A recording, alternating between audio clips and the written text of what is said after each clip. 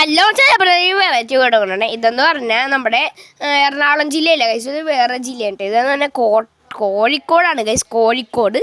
അപ്പം നമ്മളിവിടെ കോഴിക്കോട് എന്താ കാര്യം എന്ന് പറഞ്ഞാൽ, കോഴിയെ പിടിക്കാമെന്നല്ല ഗൈസ്, നമ്മളിവിടെ ഒരു പുതിയൊരു വീട് വാങ്ങിച്ചു ഗൈസ്. നമ്മൾ സ്വന്തമായിട്ടൊരു വീടും ഒരു പറമ്പ് നല്ല അത്യാവശ്യം നല്ല സെറ്റപ്പ് ഒരു വീട് വാങ്ങിച്ചിട്ടുണ്ട് ഗൈസ്. ഇവിടെ നമ്മൾ നല്ല വീടൊക്കെ തന്നെയാണ് ഗൈസ്. അപ്പോൾ ഇത് നമ്മൾ ആ വീട്ടിലോട്ട് പോണ വഴിയാണ് ഗൈസ്. അപ്പോൾ ഇന്നലെ രാത്രി ട്രെയിൻ കയറി ഞങ്ങളങ്ങനെ വെളുപ്പിനായപ്പോൾ കോട്ടയത്തെങ്ങാണ്ട് എത്തി.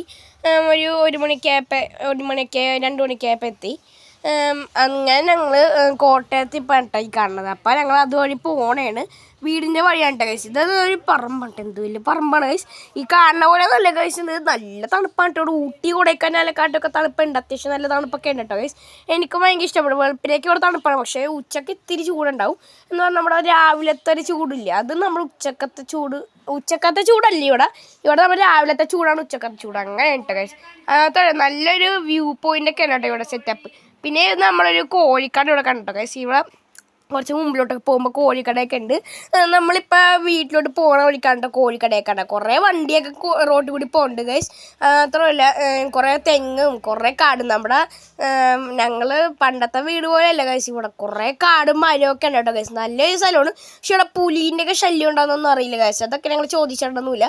അതൊക്കെ ചോദിക്കാണ്ടാണ് ഞങ്ങൾ വീട് വാങ്ങിച്ചിട്ട് ഗൈസ്. അങ്ങനെ ഇതാണ് കോഴിക്കട കേട്ടോ ഗൈസ്. ഞങ്ങൾക്ക് ഇവിടുത്തെ ഭാഷ എന്തോ ഒരു ചോദിക്കാത്തിന് മടിയാണ് ഗൈസ് ഇവിടെ. അപ്പം ഞങ്ങളങ്ങനെ കോഴിക്കട ഉണ്ടാകും ഗൈസ്. ഇവിടെ നല്ല ചേട്ടന്മാരാണ് ഈ കോഴിക്കട. ടർക്കി കോഴി, പിന്നെ മറ്റേ കരിങ്കോഴി, സിൽക്ക് കോഴി, അങ്ങനെ കുറേ കോഴിയൊക്കെ ഉണ്ട്. സിൽക്ക് സാരി കോഴി, അങ്ങനെ കുറേ റെഡ് ബ്ലാക്ക് അങ്ങനെയൊക്കെ കുറേ കോഴി ഉണ്ട് കേട്ടോ ഗൈസ്. ഇതിൻ്റെയൊക്കെ വിലയെന്ന് പറഞ്ഞാൽ ജോഡിക്ക് 100 കേട്ടോ ഗൈസ്. ചെറുതിനൊക്കെ ജോഡിക്ക് 50 ഗൈസ്.